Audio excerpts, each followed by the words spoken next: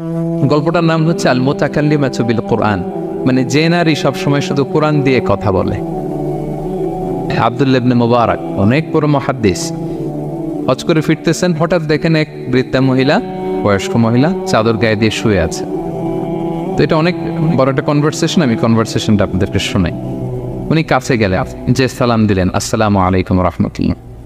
সালামের উত্তরে বৃদ্ধা মহিলা স্বাভাবিকভাবে উত্তর না দিয়ে একটা কোরআনের আয়াত তেলাওয়াত করলেন। তিনি তেলাওয়াত করলেন সালামুন কওলাম মির রাব্বির রহিম, মানে দয়াময় প্রতিপালক আল্লাহর পক্ষ থেকে তোমার প্রতিও সালাম। এটা একটা কোরআনের আয়াত, কিন্তু এটা দিয়ে উত্তর হয়ে যায় সালামের। কি বলেন? আচ্ছা গেল। এবার আব্দুল্লাহ ইবনে মুবারক জিজ্ঞেস করলেন মাযা তাসনাঈনা ফি হাযাল মাকান, এখানে কি করেন আপনি, কি করতেছেন একা একা? এই প্রশ্নের উত্তরও ভদ্রমহিলা একটা কোরআনের আয়াত তেলাওয়াত করে দিলেন। উনি তেলাওয়াত করলেন ওয়ামাই ইউদ্লিল ফালা হাদিয়া লাহ, মানে আল্লাহ যার পথ ভুলায় দেয় তার পথ দেখানোর কেউ নেই, কেউ নেই। মানে বুঝাইতে চাইলেন আমি পথ হারাই ফেলছি। কি বুঝাইতে চাইলেন? পথ হারাই ফেলছে, মানে উনি এমনভাবে কোরআনের আয়াত চুজ করে যাতে উত্তর হয়ে যায়।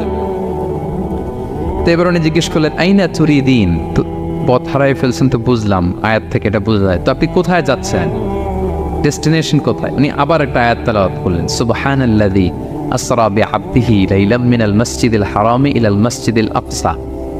রাসূল সাল্লাল্লাহু আলাইহি ওয়াসাল্লাম মেরাজের আগে যে ইসরা হয়েছিল, মসজিদুল হারাম থেকে মসজিদুল আকসায় রাসূল সাল্লাল্লাহু আলাইহি ওয়াসাল্লাম আল্লাহ নিয়েছিলেন, এটা তেলাওয়াত করলেন। তো বুঝাতে চাইলেন আমি আপনার মতো হজে আসছিলাম মসজিদুল হারামে, আর যাচ্ছি মসজিদুল আকসা, মানে ফিলিস্তিন আমার বাড়ি। মসজিদুল আকসা কোন দেশে? দেশে ফিলিস্তিনে। আয়াত এমনভাবে উনি পিক করেন যাতে করে উত্তর হয়ে যায়। উনি বোঝাতে চাইলেন আমিও হজ করতে এসেছিলাম, যাচ্ছি কোথায়? কোথায়? ফিলিস্তিন, মসজিদুল আকসা যে দেশে আছে। তো উনিও বুঝে গেলেন যে তাহলে আপনি মসজিদুল আকসায় যাচ্ছেন। এবার জিজ্ঞেস করলেন আনতুম মুনযু কাম ফি হাযাল মাকান, তো এখানে একা একা পড়ে আছেন কয়দিন? আবার কোরআনের আয়াত সালাসা লায়ালিন সাবিয়া, টানা 3 দিন 3 রাত এখানে আছে, এটা কোরআনের আয়াত। আবার জিজ্ঞেস করলেন উনি মা আরা মাআকি তাআমান তাকুলিন, তো একা যে পড়ে আছেন আবার 3 দিন, তো আপনি খাচ্ছেন কি, বেঁচে আছেন কিভাবে? ভদ্রমহিলা আবার একটা আয়াত তেলাওয়াত করলেন। তিনি পড়লেন হুয়া ইউতঈমুনি ওয়া ইউসকিন, ইব্রাহিম আলাইহিস সালামের কথা, যে ওই আল্লাহ তাআলাই আমারে খাওয়ায়, আল্লাহই আমাকে পান করে, আল্লাহ তাআলা ব্যবস্থা করেছেন আবার। এইবার উনি অবাক হচ্ছেন, আমি এত বড় মুহাদ্দিস আব্দুল্লাহ ইবনে মুবারক ইমাম বুখারীর উস্তাদ, আমি স্বাভাবিকভাবে কথা বলি আর যাই প্রশ্ন করি একটা আয়াত তেলাওয়াত করে দেয় আর ওটাতে উত্তর হয়ে যায়। কি মহিলার সন্ধান পেলাম? তো উনি বলতেছে ফাবি আইয়ি শাইইন তাতাওয়াদ্দাইন, 3 দিন যে এখানে আছেন মরুভূমির বালুর মধ্যে ওযু করেন কিভাবে? উনি আবার একটা আয়াত তেলাওয়াত করলেন ফাইন লাম তাজিদু মাআন ফাতায়াম্মামু সাঈদান তাইয়্যিবা, আল্লাহ আয়াতে বলেছেন যদি তোমরা পানি না পাও পবিত্র মাটি দিয়ে তায়াম্মুম করে নিও। তো বুঝাতে চাইলেন পানি নাই তো কি হয়েছে, বালু তো চাই তায়াম্মুম করে নাও। আল্লাহু আকবার। এবার উনি বললেন ইন্না মাইয়া তাআমান আলা তাকুলিন, আমার ব্যাগে তো কিছু খাবার আছে, আপনি কিছু খাবেন? আবার কোরআনের আয়াত সুম্মা আতিম্মুস সিয়ামা ইলাল লাইল, আল্লাহ এক আয়াতে বলেছেন তোমরা রোজা ফজর থেকে শুরু করে সন্ধ্যা পর্যন্ত পূর্ণ করো। তো বুঝালেন আমি রোজা রাখছি। কি বুঝালেন? রোজা রেখেছি।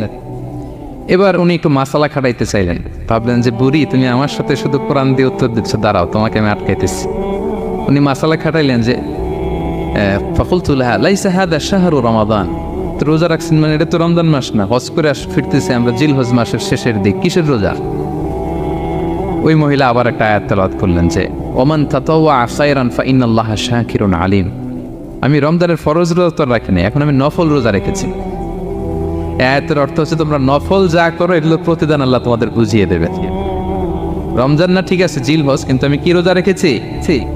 নফল রোজা। এইবার উনি ধরছেন মাসালা, এবার বলতেছে উবি হালান আল ইফতার ফিস সাফার, সফরে তো রোজা ভাঙা যায়, রোজা তো ভাঙা যায়, খান একটু। এবার উনি কোরআন থেকে আবার তেলাওয়াত করলেন ওয়া আনতা সুমু খায়রুল লাকুম ইন কুনতুম তা'লামুন, আল্লাহ যে আয়াতে বলেছেন যে সফরের রোজা ভাঙা জায়েজ আছে, ওই আয়াতের শেষে আবার আল্লাহ বলেছেন যদি রাখো সওয়াব বেশি পাও। কে অসুস্থ হলে রোজা ভাঙবে, সফরের রোজা ভাঙবে, এই আয়াতের শেষে হচ্ছে ওয়া আনতা সুমু খায়রুল লাকুম ইন কুনতুম তা'লামুন, তবে রোজা যদি রাখো এটা ভালো যদি তোমরা বুঝতে। এবার উনি আর যাবে কোথায়? দিশেহারা হয়ে এবার জিজ্ঞেসই করে ফেলছে, লিমাদা লা তুকাল্লিমিনি মিসলা মা উকাল্লিমুকি। আচ্ছা মা, এবার বলেন, আমি আপনার সাথে যেভাবে কথা বলি আপনি এইভাবে কথা বলেন না কেন? কিছু জিজ্ঞেস করলে কোরআনের আয়াত বলেন কেন? আমি কথা বলতেছি, আপনি আমার সাথে এভাবে কথা বলেন। কিছু জিজ্ঞেস করলে কোরআনের আয়াত কেন? এইটার উত্তরে উনি আরেকটা কোরআনের আয়াত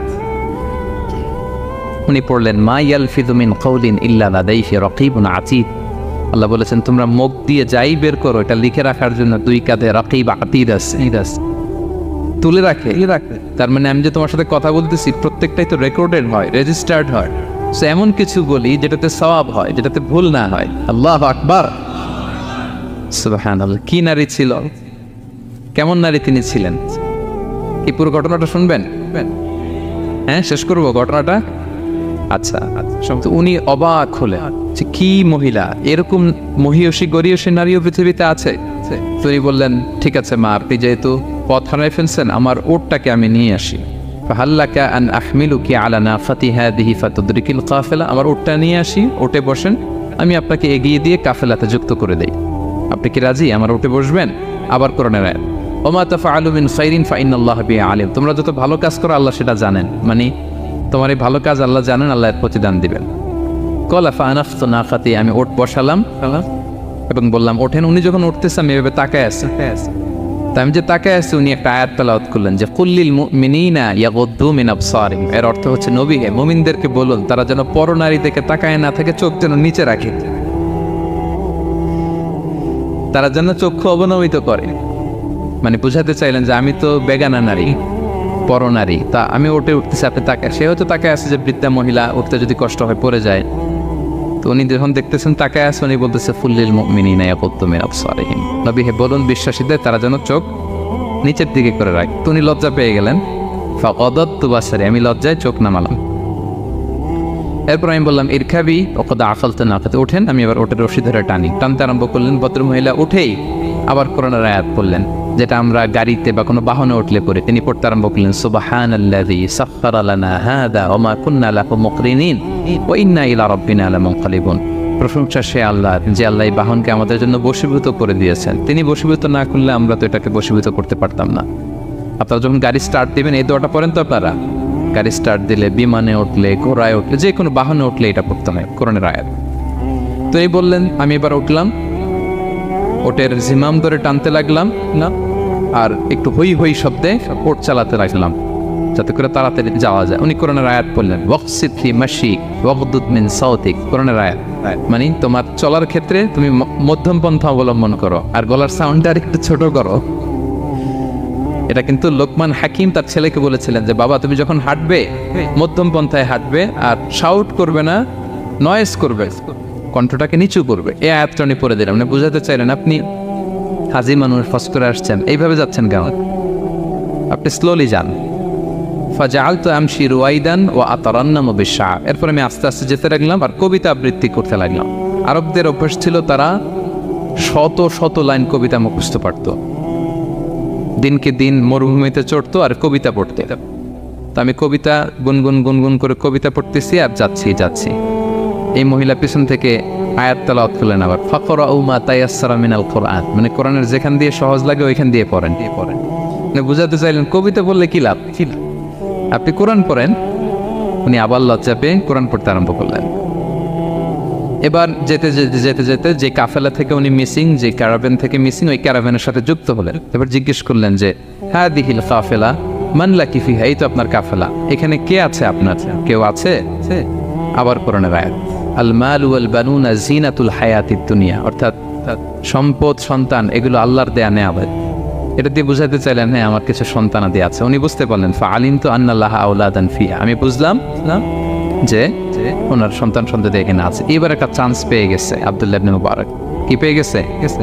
উনি মনে মনে ভাবলেন ওনার ছেলেদের নাম কি, এটা জিজ্ঞেস করি, তাইলে তার উত্তর দিতে পারবে না। সুন্দর না প্রশ্নটা? এবার উনি বলতেছে, ফাকুলতু লাহা মা আসমাউ আওলাদি, মা এবার একটু বলেন তো আপনার ছেলেগুলোর নাম কি? কে জিজ্ঞেস করলেন? এটা তো আর নান্টু বল্টু সল্টু তো আর কোরআনে পাওয়া যায় না। আমরা নাম রাখি কি?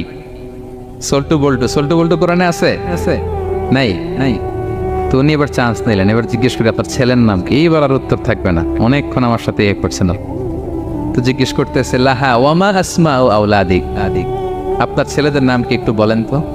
এই প্রশ্নের উত্তরে উনি 3টা আয়াত তেলাওয়াত করতেন। এতক্ষণ তো একটা, এখন কয়টা? এখন 3 নম্বর গিয়ারে চালাইতেছে। উনি প্রথম আয়াত তেলাওয়াত করলেন ওয়াত্তাখাযাল্লাহু ইব্রাহিমা খলিলা, এরপরে বললেন ওয়াকাল্লামাল্লাহু মূসা তাকলিমা, সবশেষে বললেন ইয়া ইয়াহইয়া খুযিল কিতাবা বিকুওয়া।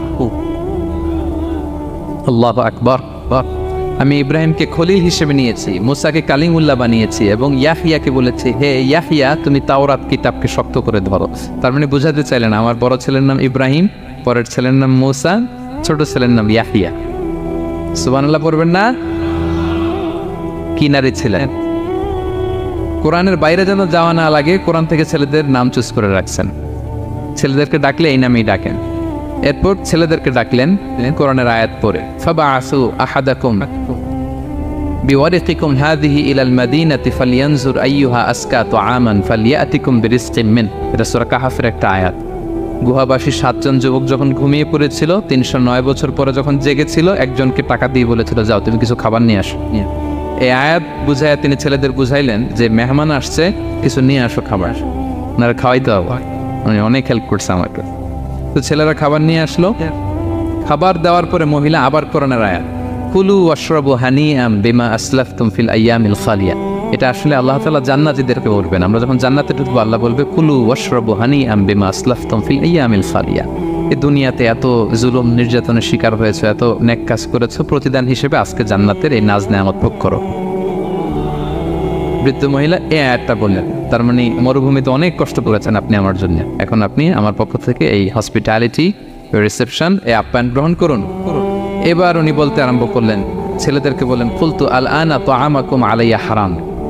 এই ছেলেরা এই খাবার আমার জন্য হারাম, হাত্তা তুখবিরুনি বিআমরিহা, যতক্ষণ না এই মহিলাকে এর হিস্ট্রি যতক্ষণ না আমার না বলো। আগে বল এই ভদ্র মহিলা কে, কি তার ঘটনা। যতই দেখছি অবাক হচ্ছি, যতই শুনছি অবাক হচ্ছি। কে সে? যাই বলি শুধু কোরআন দিয়ে বলে, ঘটনাটা কি? এবার ছেলেরা বলল ফাকালু হাযিহি উম্মুনা, ইনি আমাদের মা।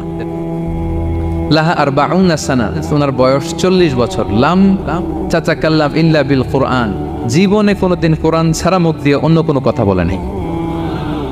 মাখাফাতা আন তাজিল্লা ফায়াসখাতা আলাইহির রহমান, এই ভয়ে যে কোন কথায় আল্লাহ আবার নারাজ হয়ে যায়, আমার কোন কথায় আবার কোন ভুল হয়ে যায়, আমার কোন কথায় আবার রহমান আমার উপর নারাজ হয়ে যায়। এজন্য আমরা আমাদের জন্মের পরে জীবনে আমার মাকে কোরআন ছাড়া কোনো কথা বলতে শুনিনি।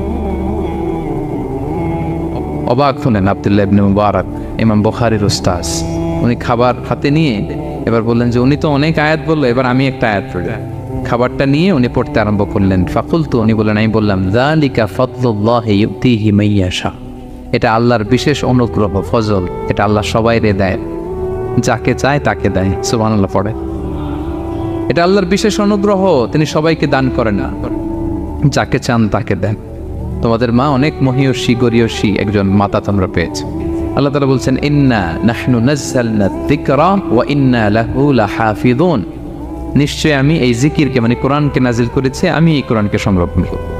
তাহলে কোরআনের একটা নাম পেলাম আল কিতাব, একটা নাম পেলাম আল ফুরকান, একটা নাম পেলাম কি জিকির। এরকম অনেকগুলো নাম কোরআনের আছে। শুনেছি শুধু আমি সূরাতুল হাশরের 21 নম্বর আয়াত তেলাওয়াত করেছি। এখানে আল্লাহ তাআলা ইরশাদ করছেন যে এই কোরআনকে যদি আমি পাহাড়ের উপর নাজিল করতাম, লাউ আনসালনা হাযাল কুরআনা আলা জাবালিন লারাআইতাহু খাশিআম মুতাসাদ্দিআম মিন খাশিয়াতিল্লাহ। নবী হে, কোরআনকে যদি আমি পাহাড়ের উপর নাজিল করতাম, আপনি দেখতেন আল্লাহর ভয়ে এই পাহাড় ভেঙে চুরে খান হয়ে যেত। এটা এত গরু ভার একটা বাণী কোরআন আল কারীম। পাহাড় ভেঙে যেত। পাহাড় কি চারটেখানে কথা? সুবিশাল পাহাড় আল্লাহ তাআলা পৃথিবীতে সৃষ্টি করে রেখেছেন। আপনারা আলাস্কা পর্বতমালার নাম শুনেছেন? Alaska range located in USA. যুক্তরাষ্ট্রে একটা মাউন্টেন রেঞ্জ আছে, এটা 600 মাইল লম্বা। কয়শো মাইল? পুরোটাই পাহাড়। এটার নাম হচ্ছে আলাস্কা মাউন্টেন রেঞ্জ। ইউরোপে একটা মাউন্টেন রেঞ্জ আছে, এটার নাম হচ্ছে আল্পস মাউন্টেন রেঞ্জ, এটা 750 মাইল লম্বা। নেপালে একটা পাহাড় আছে, এটার নাম মাউন্ট এভারেস্ট, এটা 8829 মিটার উঁচু। আল্লাহ বলেন এই বিশাল বিশাল পাহাড় আরব বিশ্বে অনেক বড় পাহাড় আছে, তুর পাহাড়ের চূড়ায় আমি উঠেছিলাম, আরব বিশ্বের সবচেয়ে বড় পাহাড়, মাউন্টেন রেঞ্জ। আল্লাহ বলেন এই কোরআনকে যদি আমি তোমাদের উপর নাজিল না করে পাহাড়ের উপর নাজিল করতাম, আলাস্কার উপর নাজিল করতাম, আল্পস পর্বতমালায় নাজিল করতাম, তুর পাহাড়ে যদি নাজিল করতাম, মাউন্ট এভারেস্টের উপর যদি নাজিল করতাম, তাহলে নবী আপনি দেখতেন আল্লাহর ভয়ে এই পাহাড়গুলো ভেঙে চূর্ণ বিচূর্ণ হয়ে যেত। কিন্তু সেই কোরআন আল্লাহ কাদের উপর নাজিল করেছেন? আমাদের উপর। সো হিউজ রেসপন্সিবিলিটি, অনেক বড় দায়িত্ব। এই কোরআনকে আমরা বুঝি কিনা, কোরআনকে মানি কিনা, কোরআনের আইন সমাজে চাই কিনা, this is the burning question. নিজেকে নিজে প্রশ্ন করুন যে কোরআনের যে হকগুলো আছে আমরা আদায় করছি কিনা। এটা যেন তেন কোনো বাণী নয়, এটা আল্লাহ তাআলার পাঠানো বাণী, অনেক ভারী, অনেক ওজনওয়ালা বাণী। আল্লাহ তাআলা বলছেন ইন্না সানুলকি আলাইকা কওলান সাকিলা, নবী হে আপনার কাছে আমি অনেক ভারী, হেভি ওয়েট ওয়ার্ড নাজিল করব। এটা অনেক ওজনের, এটা সিম্পল কোনো বিষয় নয়। এই কোরআন যখন রাসূল সাল্লাল্লাহু আলাইহি ওয়াসাল্লামের উপর নাজিল হতো, প্রচন্ড শীতের রাতে বিষ্ণু সাল্লাল্লাহু আলাইহি ওয়াসাল্লাম ঘামতেন। আম্মা জান আয়েশা বলেন আমরা কম্বল মুড়ি দিয়েও থাকতে পারি না, এত শীত, কিন্তু বিশ্বনবী ঘেমে ঘর্মাক্ত হয়ে একাকার। ওটের উপর বসে থাকা অবস্থা যখন কোরআন নাজিল হতো, ওটগুলো মরুভূমির মধ্যে বসে পড়তো ডিরেক্টলি। কাফেলা চলছে, সাইয়েদনা জিবরাইল এসে কোরআন নাজিল করেছেন, কোরআনের ভারে ধপাস করে উট বসে যেত। যায়েদ ইবনে সাবিত রাদিয়াল্লাহু তাআলা আনহু কাতিবুল ওয়াহি, রাসূল সাল্লাল্লাহু আলাইহি ওয়াসাল্লাম সাহাবী। রাসূল সাল্লাল্লাহু আলাইহি ওয়াসাল্লাম একবার যায়েদ রাদিয়াল্লাহু তাআলা আনহুর পায়ের মধ্যে মাথা রেখে শুয়েছিলেন, দীর্ঘক্ষণ শুয়ে থাকলেন। যায়েদ রাদিয়াল্লাহু তাআলা আনহু বলছেন আমার কোনো কষ্টই হচ্ছে না। হঠাৎ করে কোরআন নাজিল হতে লাগলো। কি নাজিল হতে লাগলো? কোরআন। যায়েদ রাদিয়াল্লাহু তাআলা আনহু বলেন দীর্ঘক্ষণ রাসূল সাল্লাল্লাহু আলাইহি ওয়াসাল্লাম আমার পায়ের উপর মাথা রেখে শুয়ে আছেন, কিন্তু আমি টেরই পাচ্ছি না। কিন্তু যখন কোরআন নাজিল হতে লাগলো মনে হলো যে আমার পাটা ভেঙে খান হয়ে যাবে। রাসূল সাল্লাল্লাহু আলাইহি ওয়াসাল্লামের মাথার ওজন এত বেড়ে গেল, আমি আর রাসূল সাল্লাল্লাহু আলাইহি ওয়াসাল্লামকে রাখতেই পারছি না আমার পায়ের উপর। ইন্না সানুলকি আলাইকা কওলান সাকিলা, নবী হে আমি অনেক ভারী, হেভি ওয়েট ওয়ার্ডের কোরআন আপনার কাছে নাজিল করব। সো কোরআনটা এটা অনেক সম্মানিত একটা বাণী, আল্লাহ তাআলার বাণী, অনেক ভারী একটা বাণী।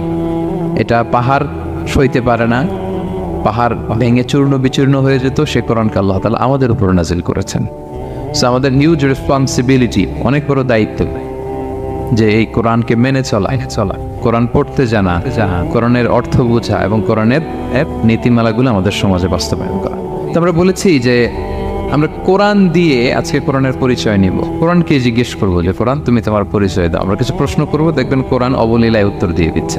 আমরা যদি কোরআনকে জিজ্ঞেস করি যে কোরআন তুমি যে পৃথিবীতে এসেছো তোমার হিস্ট্রিটা বলো, কবে আসলা, কবে নাজিল হয়েছ?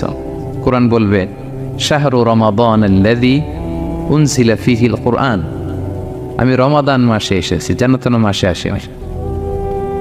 কোরআনকে যদি আমরা প্রশ্ন করি যে কোরআন রমাদান তো 29 দিন বা 30 দিন, তো এই 30 দিনের বা 30 রাতের কোন দিন বা কোন রাতে এসেছ? কোরআন বলবে ইন্না আনজালনাহু ফি লাইলাতুল কদর, আমি কদরের রাতে এসেছি। সুবহানাল্লাহ বিহামদি। ওমা আদরাকা মা লাইলাতুল কদর, কে তোমাকে জানাবে কদর কি? লাইলাতুল কদরি খায়রুম মিন আলফি শাহর, কদরের রাত 1000 মাসের চেয়েও সেরা। রাসূল সাল্লাল্লাহু আলাইহি ওয়াসাল্লাম আফসোস করতেছেন, আল্লাহ বনি ইসরাইলের লোকেরা হায়াত পাইছে 1000 বছর, 1500 বছর, এত ইবাদত করছে, আমার গুনাহগার উম্মতের কি হবে? আমার গুনাহগার উম্মত তো 60-70-এর মধ্যে মরে শেষ। আমার উম্মতি মা বাইনা 60 ইলা 70, আমাদের গড় বয়স কত? 60 থেকে 70। আল্লাহ বলেন চিন্তা করো না, লাইলাতুল কদর খায়রুম মিন আলফি শাহর, তোমার গুনাহগার উম্মতের জন্য আমি কদরের রাত দিয়েছি, 1000 মাসের চেয়ে সেরা। তাহলে কোরআনের হিস্ট্রি আমরা জেনে গেলাম। রমাদানে আসছে, রমাদানের কোন রাতে আসছে? এখন যদি জিজ্ঞেস করি তুমি কি একা একা আসছো না কেউ নিয়ে আসছে তোমার, এবার কি উত্তর পাওয়া যাবে? এই প্রশ্নের উত্তরে কোরআন আমাদেরকে জানায় যে আমি একা আসিনি। নাযালা বিহির রূহুল আমিন। রূহুল আমিন হচ্ছে জিবরাইল আলাইহিস সালামের একটা নাম, বিশ্বস্ত আত্মা। রূহুল আমিনের সাথে আমি এসেছি, সবচাইতে বিশ্বস্ত, যেহেতু এটা আল্লাহর বাণী। এটা আসার সময় যদি অন্যের কথা ঢুকায় দেয় তাহলে ভেজাল আছে না নাই? আমিন, বিশ্বস্ততার সাথে যে পৌঁছে দিবে, বাণী বাহকের কাজ করবে, এরকম সবচাইতে বিশ্বস্ত ফেরেশতা জিবরাইলকে দিয়ে আমি পাঠিয়েছি। তাহলে কোরআন একা আসে, সবচাইতে শক্তিশালী ফেরেশতা। জিবরাইল আলাইহিস সালামের লাহু সিত্তু মিআতু জানা, 600 পাখা, 600 পাখা।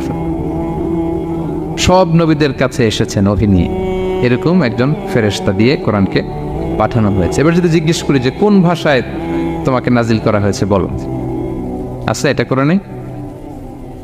কোরআন আমাদেরকে জানাচ্ছে ইন্না আনসালনাহু কুরআনান আরাবিয়ান লাআল্লাকুম তাআকিলুন, নিশ্চয় আমি কোরআনকে আরবি ভাষায় নাজিল করেছি যাতে তোমরা বোঝো। সুস্পষ্ট আরবি ভাষায় এই কোরআনকে আল্লাহ তাআলা নাজিল করেছেন। তাহলে হিস্ট্রি আমরা জানতেছি ধীরে ধীরে, না? রমাদানে আসলো, কদরে আসলো, একা আসে নাই, জিবরাইল আলাইহিস সালামের সাথে আসলো, আরবি ভাষায় নাজিল হলো। এবার যদি জিজ্ঞেস করি যে তুমি যে আসলা, তোমাকে যে আমাদের তেলাওয়াত করতে হবে, তো এই তেলাওয়াত করার গাইডলাইনটা কি, কিভাবে তেলাওয়াত করব, তেলাওয়াত করার সিস্টেমটা কি, এটা যদি আমাদেরকে একটু বলতে। তো কোরআন এই প্রশ্নের উত্তরে প্রথমে আমাদেরকে বলে যে আমাকে যদি আবৃত্তি করতে চাও, তেলাওয়াত করতে চাও, প্রথম গাইডলাইন হচ্ছে লা ইয়ামাসসুহু ইল্লাল মুতাহহারুন। এর অর্থ হচ্ছে পবিত্র ছাড়া কেউ এই কোরআনকে স্পর্শ করতে পারে না। যদিও এটা দিয়ে লাউহে মাহফুজের কথা বলা হয়েছে, ফেরেশতাদের কথা, কিন্তু বিষ্ণু বলেছেন লা ইয়ামাসসুহু ইল্লা তাহির, পবিত্রতা ছাড়া কোরআন ধরা যায় না। তাহলে কোরআন তেলাওয়াতের প্রথম গাইডলাইন কি? পবিত্রতা, ওযু করতে হবে। Don't touch me without ablution. Quran আপনাকে অর্ডার করবে ওযু ছাড়া আমাকে টাচ করা যাবে না। আচ্ছা, ওযু করলেন, তারপরে কি শুরু করে দিতে পারবেন? না। কোরআন বলে ফাইদা ক্রাতাল কুরআনা ফাস্তাইদ বিল্লাহি মিনাশ শাইতানির রাজিম। কোরআন পড়ার আগে তোমার যে সুস্পষ্ট দুশমন ওই শয়তানের ব্যাপারে আল্লাহর কাছে পানাহ চেয়ে নাও। মানে পড়ো আউযু বিল্লাহি মিনাশ শাইতানির রাজিম বিসমিল্লাহির রহমানির রহিম। তাহলে ওযু করলেন, আউযু বিল্লাহ বললেন, বিসমিল্লাহ বললেন। এবার কি করতে হবে? এবার কোরআন বলছে যেমন মনে চায় তেমন পড়া যাবে না। তুমি গানের সুরে, ব্যান্ডের সুরে, হিপ হপ সুরে কোরআন পড়বা, এটা আল্লাহ কবুল করবে না। কোরআন বলছে ওয়ারাত্তিলিল কুরআনা তারতিলা, তারতিলের সাথে কোরআন পড়তে হবে, ধীর স্থির ভাবে কোরআন পড়তে হবে। তারতিল, আপনারা যারা কোরআন পড়বেন তারতিলের সাথে পড়বেন। What is তারতিল? আনাস রাদিয়াল্লাহু তাআলা আনহুকে জিজ্ঞেস করা হয়েছিল তারতিল কি, নবী কিভাবে তেলাওয়াত করতেন? তিনি বলেছিলেন ইয়ামুদ্দু বিহা সাওতাহু মাদ্দান। বিষ্ণু ইসা ইসলাম প্রতিটি আয়াত টেনে টেনে পড়তেন। কিভাবে? টেনে টেনে পড়তেন। আবার বিষ্ণু ইসা ইসলামের স্ত্রী উম্মে সালামা রাদিয়াল্লাহু তাআলা আনহা, তিনি বলতেন ইয়াকাত্তিউ কিরাআতাহু আয়াতান আয়াতান। বিষ্ণু ইসা ইসলাম প্রতিটি আয়াত শেষে থামতেন, এক আয়াত পড়ে থেমে আরেক আয়াত, আবার থেমে আরেক আয়াত। আলহামদুলিল্লাহি রাব্বিল আলামিন আর রহমানির রহিম মালিকি ইয়াউমিদ্দিন। দেখেন, টেনে টেনেও পড়লাম, আবার প্রতিটা আয়াত শেষে থামলাম। This is তারতিল। ওয়ারাত্তিলিল কুরআনা তারতিলা। এভাবে টেনে টেনে প্রতি আয়াত শেষে থেমে থেমে পড়ার নাম তারতিল। এভাবে পড়তে হবে। তো পড়ার গাইডলাইন কি বললাম? প্রথমে কি করতে হবে? ওযু করতে হবে, পবিত্রতা। এরপরে আউযু বিল্লাহ, বিসমিল্লাহ পড়তে হবে। এরপরে কিভাবে পড়তে হবে? তারতিলের সাথে। কথা কি বুঝতে পারতেছেন সবাই? বিরক্ত হচ্ছেন না তো আপনারা? আচ্ছা, মুভিং অন। এরপর যদি বলি যে ঠিক আছে, ওযু করলাম, আউযু বিল্লাহ বিসমিল্লাহ বললাম, তারতিলের সাথে পড়বো, তো কোত্থেকে পড়বো? সূরা তো 114টা, পারা তো 30টা। কোন দিক থেকে? শুরু থেকে না মিডল থেকে না শেষ থেকে? দেখেন কোরআন কি বলে। কোরআন বলে ফাকরাউ মা তায়াসসারা মিনাল কুরআন। যেখান থেকে সহজ লাগে ওইখান থেকে পড়ো, যেখান থেকে। এই যে আমরা একটু পরে মাগরিবের সালাত পড়বো, কোনো ধরা বাঁধা এরকম গাইডলাইন আছে যে এই সূরাটাই পড়তে হবে? সূরা আর রহমান দিয়ে না পড়লে মাগরিব হবে না, বা সূরা জিলজাল দিয়ে না পড়লে মাগরিব আদায় হবে না, এরকম আছে? ফাকরাউ মা তায়াসসারা মিনাল কুরআন, যেখান দিয়ে তোমার সহজ লাগে ওইখান দিয়ে পড়ো। শুধু বড় এক আয়াত বা ছোট 3 আয়াত এই পরিমাণ হলেই হবে, যেখান থেকে মনে চায়, যে কোনো পারা, যে কোনো সূরা। আলহামদুলিল্লাহ বলে।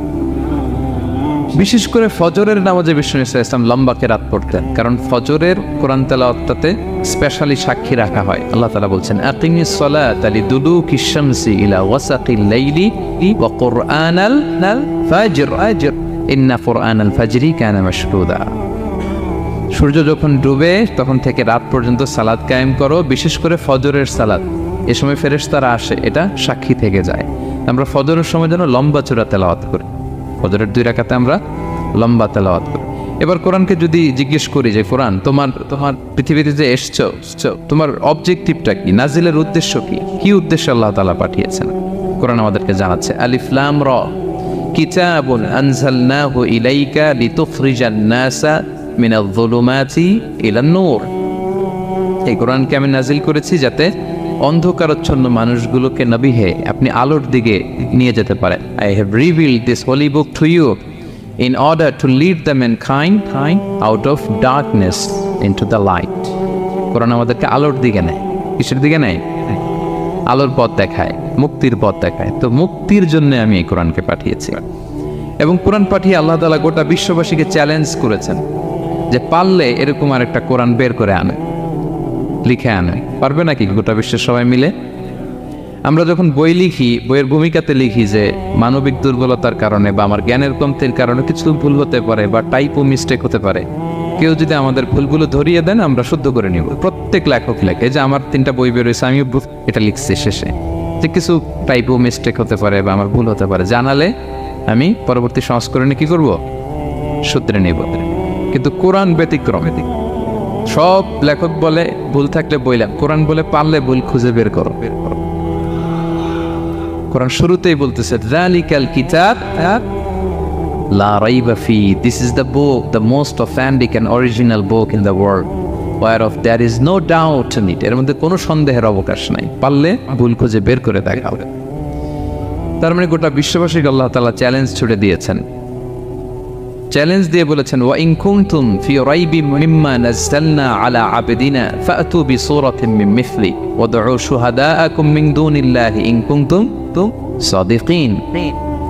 যদি মনে করো যে কোরআন বিশ্বনবী বানিয়েছে, যদি সন্দেহ করো আমার বান্দা মুহাম্মদের উপর যে কোরআন নাজিল করেছে এটা যদি তার বানানো মনে করো, পারলে আরেকটা বানায় নিয়ে আসো।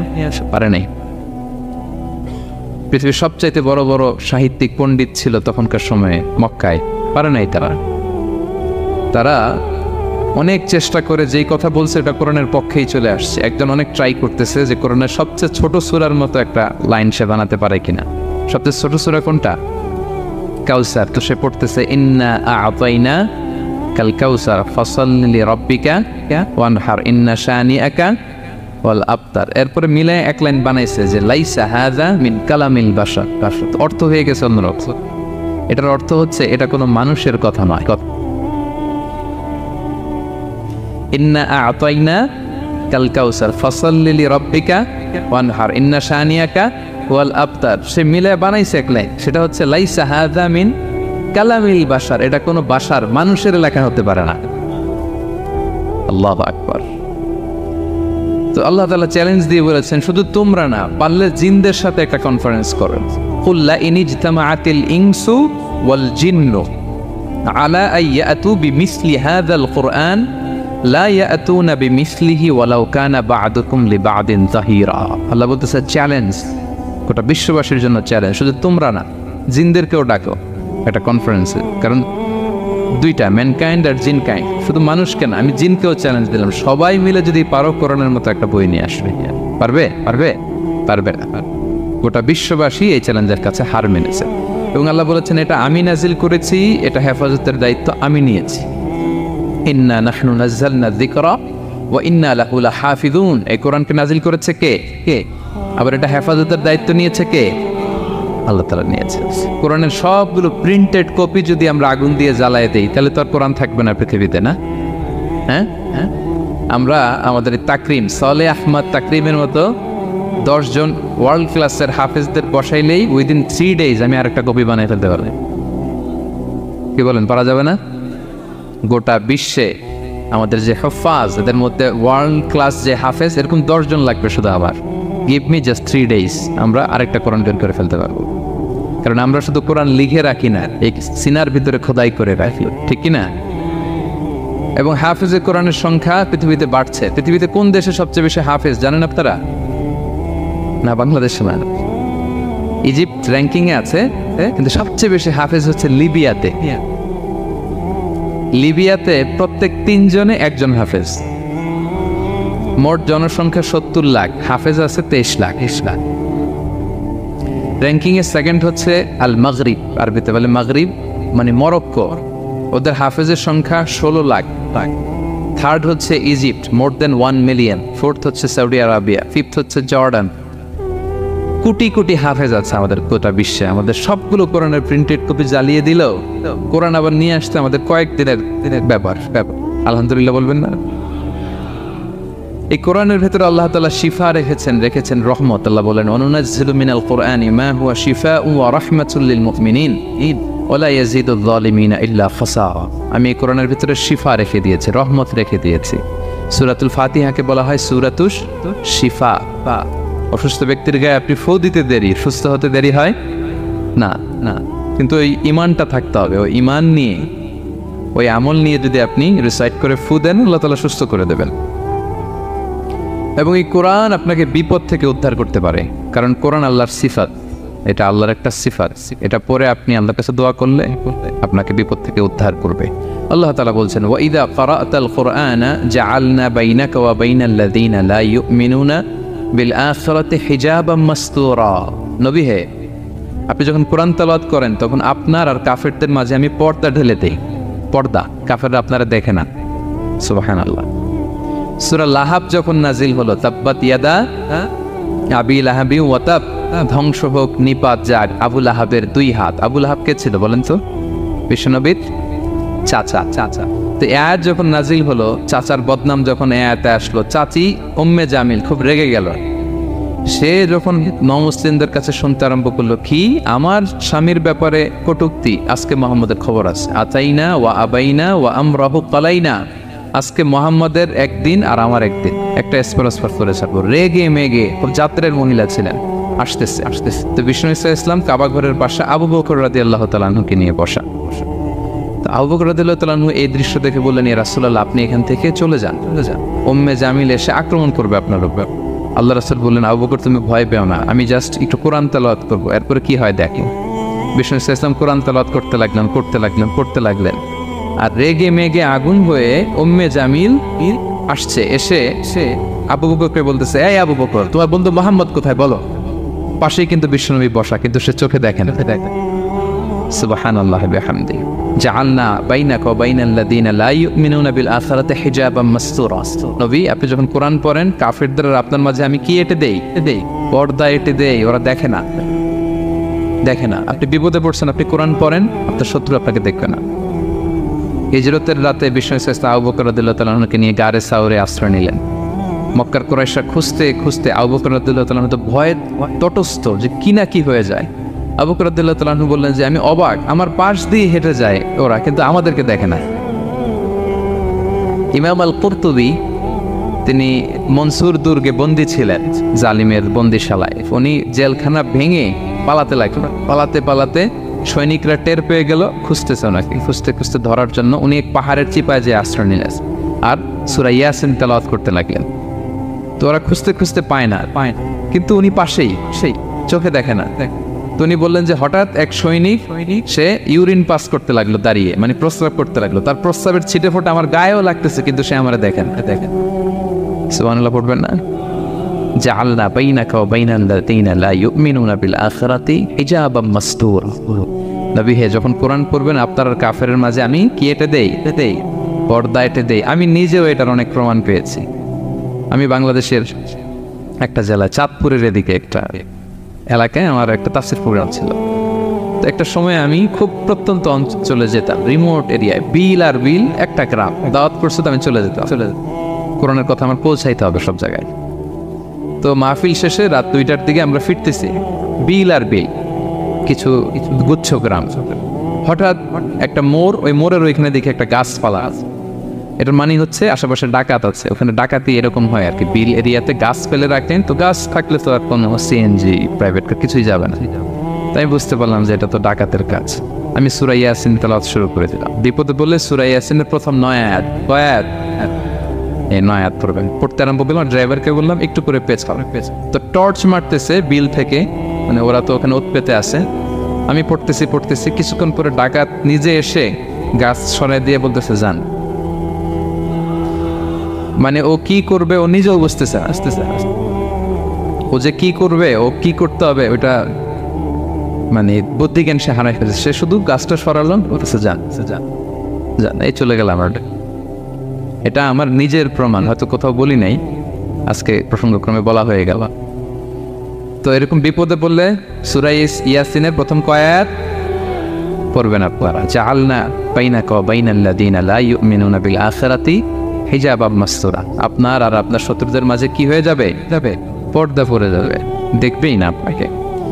অনেক চেষ্টা করেছিল মক্কায় কুরাইশরা রাসূল সাল্লাল্লাহু আলাইহি ওয়াসাল্লামের এই কোরআনে বাধা দিতে, যাতে এই কোরআনের কথা শুনতে না পারে। কারণ যারাই বিশ্বনবীর কণ্ঠের তেলাওয়াত শুনতো এরাই মুগ্ধ হয়ে কালেমা পড়ে মুসলমান হয়ে যেত। তারা ডিস্টার্ব করতো কোরআনের মাহফিলে। وقال الذين كفروا لا تسمعوا لهذا القرآن والغوا فيه لعلكم تغلبون। তারা বলতো যে মুহাম্মদের কণ্ঠের কোরআন তোমরা শুনবে না, বরং ডিস্টার্ব করবে। কি করবে?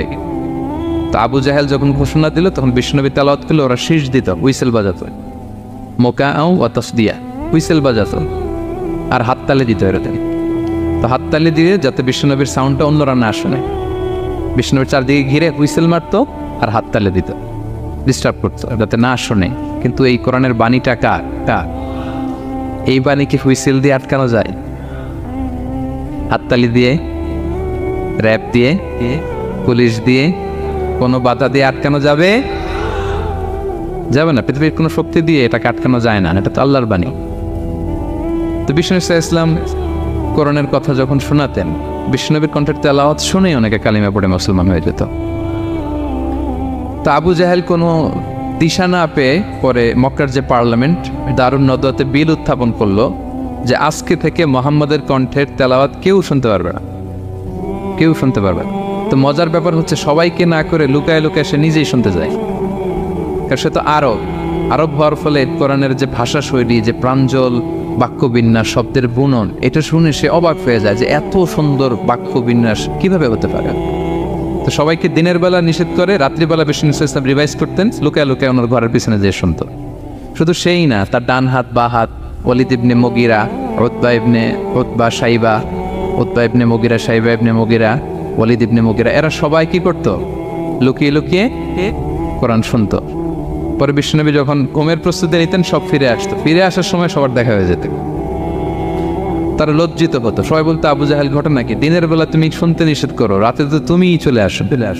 তো সে বললো আজকে কঠিন দারুন নাদওয়ার পার্লামেন্টে বিল পাস করবো, যে এমনটা করবে এই শাস্তি মাথার চুল কামিয়ে মক্কার বাজারে ঘুরানো হবে। তো এই বিল যেদিন পাশ হয়েছে আবু জাহেল ওই দিন নিশ্চিত ভাবতেছে আজকে যে বিল পাস করছে কেউ তো যাবে না, আমি একটু যাই। মানে আজকে যে কঠিন শাস্তির ঘোষণা দিছি, আজকে কেউ এই স্পর্ধা দেখাবে না। দেখ মুহাম্মদ তো তেলাওয়াত শুরু করে দিয়েছে, কি যে মধুর বাণী, যাই একটু শুনে আসি। ওয়ালিদ ইবনে মুগিরারও একই প্ল্যান যে আজকে আবু জাহেল যে টাইট দিছে কেউ যাবে না, আমি একটু যাই। তো এভাবে সবাই লুকিয়ে লুকিয়ে বিষ্ণুনবীর ওখানে যায় হাজির, মন্ত্রমুগ্ধ তেলাওয়াত শুনছে। বিষ্ণুনবীর তেলাওয়াত শেষ, ফিরে যখন আসতেছে, ফিরে আসার রাস্তায় আবার দেখা হয়ে গেছে। তো এভাবে তারা কোরআনকে বাধা দিতে যেয়ে বারবার নিজেরা লজ্জিত হতো। এবং হজের মৌসুমে যখন ভিন দেশ থেকে লোকেরা আসতো, মক্কার যে এন্ট্রিগুলো আছে আবু জাহেল লোক বসিয়ে রাখতো, বলতো যে সবাইকে বলবা এখানে একটা উন্মাদ লোক আছে, বীর করে কি যেন বলে, নাম তার মুহাম্মদ। তোমরা হজ করতে আসো, হজ করো, জমজমের পানি খাও, সাফা মারওয়ায় দৌড়াও, কিন্তু এই মুহাম্মদের কাছেও যাওয়া, গেলেই পাগল হয়ে যাও। মানুষের একটা অভ্যাস আছে, আল ইনসানু হারিসুন আলা মা মুনিয়া, মানুষের যেটা করতে না বলা হয় বেশি, মানুষ এটা করে বেশি। তো রাসূল সাল্লাল্লাহু মুহাম্মদের কথা কিন্তু ভিনদেশীরা জানতোই না। মুহাম্মদের কাছে যেও না যখন বলছে, সবাই মনে মনে প্ল্যান করে নিছে, আর যাই করি আর না করি মুহাম্মদের দেখে যাইতে হবে। তো এরা হস্টস করে সবাই খুঁজতো, হু ইজ দিস মুহাম্মদ, কে এই মুহাম্মদ? রাসূল সাল্লাল্লাহু আলাইহি ওয়াসাল্লামের কাছে আসতো, রাসূল সাল্লাল্লাহু আলাইহি ওয়াসাল্লামের তেলাওয়াত তো অনেক দূরে, চেহারা দেখে অনেকে কালিমা পড়ে মুসলমান হয়ে যেত। এত নুরানি চেহারা বিশ্বনবী ছিল, এত সুন্দর তেলাওয়াত ছিল। প্রিয় ভাইরা, সেই কোরআনকে আল্লাহ তাআলা বলছেন যে পাহাড়ের উপর যদি নাজিল করতাম, পাহাড় ভেঙে কি হতো? চুরমার হয়ে যেত। পাহাড়ের উপর